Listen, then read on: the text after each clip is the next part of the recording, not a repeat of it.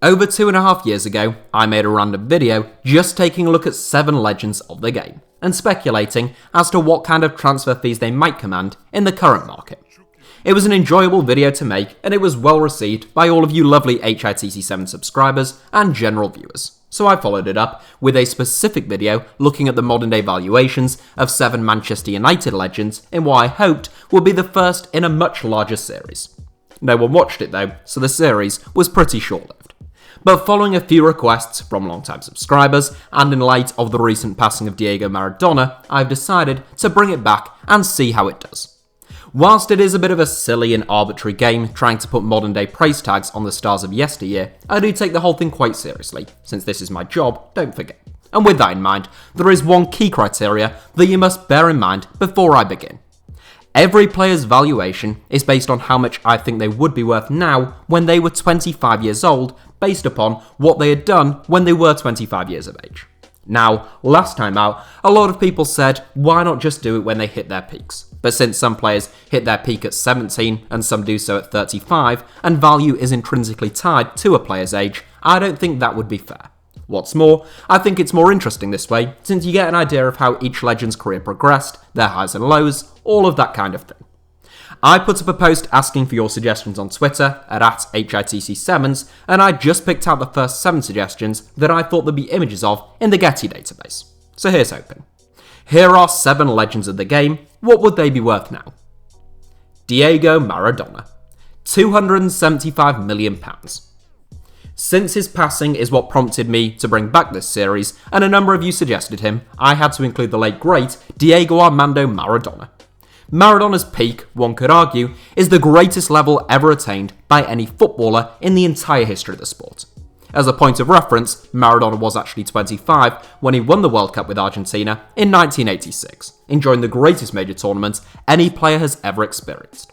With that in mind, the ceiling for Diego Maradona's price tag is almost a question of how much money a club would actually be capable of paying for him. Given that Neymar is the most expensive footballer on the planet right now, having broken the transfer market with his £197 million move to PSG, I don't think it's reasonable to suggest that Maradona could command a £400 million fee or anything like that, since I don't believe that anyone could afford that whilst meeting FFP and other financial regulations. It's also worth noting that Maradona had begun his problems with addiction by the age of 25, although it hadn't yet spilt over into his performances, although he had developed a bit of a reputation for trouble causing at Barcelona. Nonetheless, he was by far and away the best player on the planet, he was arguably the greatest player of all time, and he was at the peak of his powers, so I have plucked a figure of £275 million out of the air as my best reasonable assessment. Steven Gerrard, £110 million. The fee of £110 million for Steven Gerrard may seem high, or at least it did to me when I wrote it down, but one has to remember the point that Gerrard was at in his career at the age of 25. Gerrard turned 25 5 days after he won the Champions League as Liverpool captain, at what was probably the apex of his professional career. He had already been Liverpool captain for 2 years, he was a regular for England, and he had thrice made the PFA Team of the Year. His performances in the 2004-05 Champions League campaign had elevated Gerrard to global stardom, and he was widely recognised as one of, if not the, best central midfielder on earth.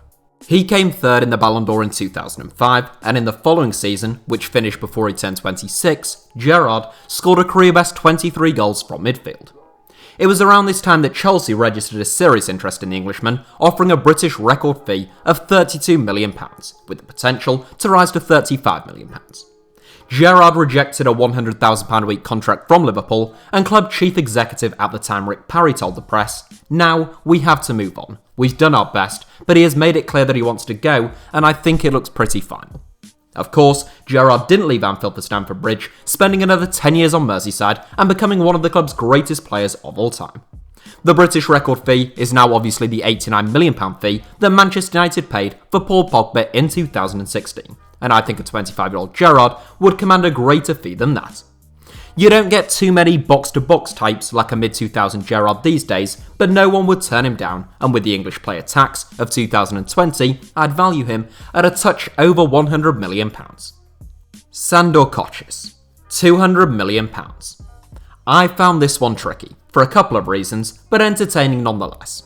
Put simply, Sandor Kotches is one of the greatest centre-forwards of all time, and everyone already knew that by the time he was 25. Kotches turned 25 in 1954, a couple of months after the 1954 World Cup. As a 24-year-old at the World Cup in Switzerland, Kotches scored 11 goals in just 5 games, the second most goals ever scored by an individual at a single World Cup, trailing only Just Fontaine in Sweden 4 years later. By the age of 25, Kotches had scored 58 goals in 47 games for Hungary, who were the strongest national team on earth. At club level, Kotches was starring for Budapest Honvéd, who were quite possibly the best club side on the planet, and with whom his goal-scoring feats were even more absurd. In the 1952 season, for example, he scored 49 goals in just 29 games, and in 1954, the year in which he turned 25, he found the back of the net 46 times in only 31 outings. Nicknamed Golden Head due to his aerial prowess, Kotches was perhaps the finest header of a ball that the sport has ever seen. Technically, he wasn't as proficient or gifted as his more celebrated strike partner Ferenc Puskás, but he was even more prolific. He was the best centre-forward on the planet, along with Puskás at the time, and as a man who guaranteed a goal a game even at the very highest level, I have to award him with the outrageous world record-breaking price tag of £200 million. Chrishilton, £15 million. Suggested by Twitter follower Ben, who I suspect is a Hull City fan, I might need to provide you with a little more backstory for Chrishilton, since he isn't as globally renowned as some of the other inclusions.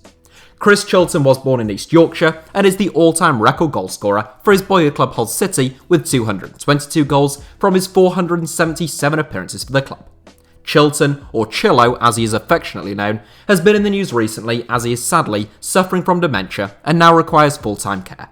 Since his family can't afford to finance his care, a fundraiser was started which has already raised over £36,000, and along with the deaths of Nobby Stiles and Jack Charlton and the news surrounding Bobby Charlton, it has brought question marks surrounding dementia and heading of the ball back into prominence.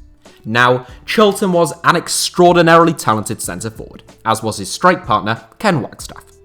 Both were good enough to have featured at the highest level, and both were sought after by the likes of Tottenham, Leeds United, and most famously Brian Clough at Nottingham Forest.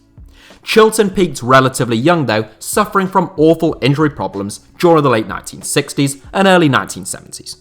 He bagged 27 goals in a single season as a 21-year-old, so if I were valuing these legends at the age of 21, I'd put Chilton's valuation somewhere in the region of £30 to £35 million. As it is, at the age of 25, Chilton had spent almost 2 full seasons on the sidelines, and it wasn't clear whether he would fully recover at that time. He did mount a comeback, and even scored 26 goals for Hull City in the 1970-71 campaign, but with all of the uncertainty, I doubt too many clubs would be willing to venture much higher than £15 million. Jimmy Floyd Hasselbaink, £35 million. Much less of an early bloomer, Jimmy Floyd Hasselbaink actually endured a pretty tough start to life as a professional footballer. Still a gang member when he received his first pro contract, Hasselbaink was forever getting in trouble for turning up late to training. Across 3 seasons with AZ Alkmaar, he scored just 5 goals in 46 games, and in 1993, his contract wasn't renewed. He spent the next 2 years, taking him up to the age of 23, playing amateur football in Netherlands whilst trying to find new suitors overseas. He got his big break in Portugal in 1995, and during the season in which he turned 25, Hasselbaink scored 24 goals in 38 games for Boa Vista in Portugal's top flight. He wasn't yet a Netherlands international, but it was clear that he was a serious talent. Consequently, I've praised him at a little over £30 million since he wasn't a teenage prodigy like João Felix, and for a more experienced player who has a barnstorming season in the Premier League, there is always likely to be a ceiling in terms of what clubs are willing to pay in case the step-up proves to be too great. As it happens, for a fee of £35 million for a 25-year-old Jimmy Floyd Hasselbaink in the modern era, that would prove to be an absolute bargain, just as he proved to be an absolute bargain for Leeds United when they signed him for £2 million in 1997. A pacey, direct number 9 who possessed a blistering shot with either foot, Hasselbaink went on to win 2 Premier League Golden Boots, in addition to enjoying a sensational season with Atletico Madrid. Marcel Desailly, £95 million. A suggestion that came courtesy of one of my colleagues on Twitter, Matthew Nash, as he pointed out, a ball-playing centre-back like Desailly, with all of his football intelligence and remarkable athleticism, would surely be priceless in the current market. I think that's a reasonable assessment, although given that the purposes of these videos is for me to try and formulate a price tag for legends of the game if they were 25 years old in 2020, to say any of them will be priceless might seem like a little bit of a cop-out. It's worth pointing out that Marcel Desailly did make a transfer at the age of 25, which was from troubled Champions League winners Marseille to Italian powerhouses AC Milan. He commanded a roughly £5 million fee at the time, which was a considerable amount for a centre-back or sweeper in 1994, although he still proved to be a steal.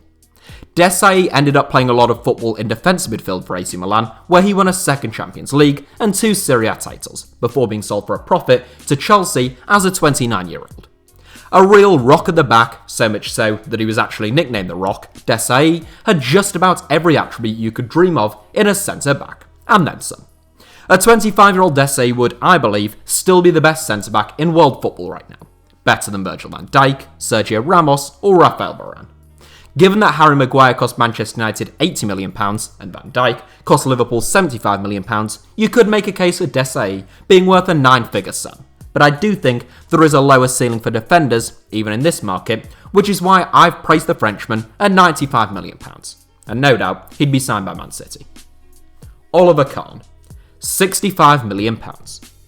The Goalkeepers Union wouldn't forgive me if I didn't give them any representation, so my final inclusion for today is the legend that is Oliver Kahn. The best goalkeeper in the world when I first became entranced by football, more formidable at that time I felt than even Gianluigi Buffon and Iker Casillas, Kahn was such a huge presence between the sticks. Variously nicknamed Der Titan and Volcano, Kahn was renowned for his aggressive approach to keeping the ball out of his goal. Whilst there are some goalkeepers who instill fear in their defenders for all of the wrong reasons, the defenders in front of Oliver Kahn were not scared that he might slip up, but what he might say to them if they did. It was at the age of 25 that Kahn left his boyhood club, Karlsruhe, in order to sign for Bavarian giants Bayern Munich, in what was then a record fee for a goalkeeper of 4.6 million Deutschmarks, which is roughly equivalent to 2.6 million euros. He had just been named as Bundesliga Goalkeeper of the Year, although he was yet to win his first caps for the German national team. Clearly, whilst already very highly rated at the age of 25, Kahn's value would skyrocket over the next few years as he became known as one of the best goalkeepers in the world, rather than just one of the best in the Bundesliga. Nonetheless, even at 25, it was clear to see that Oliver Kahn was going to be one of the best in the business over the next 10 years, and I think he'd hold his value in the current market as he was capable in terms of his distribution, and he was harder to beat than any keeper in the world right now. If Kepa Arrizabalaga was worth £71 million, maybe Kahn would be worth 400, but I think that transfer slightly distorts the picture as a whole. So looking at the macro finances when it comes to goalkeepers, I think a 25-year-old Oliver Kahn, who hadn't yet played any international or continental football, would still command roughly a £65 million fee. So that is it for today's video, but I hope you enjoyed it. If so, maybe we can make it a series. Thank you all as ever for watching, give us a like if you enjoyed it, let me know your thoughts down below in the comments, and do subscribe to HITC Sevens and turn on notifications. Oh, and if you'd like to get involved with similar discussions in future, you can find me on Twitter or Instagram via the username @HITC Sevens.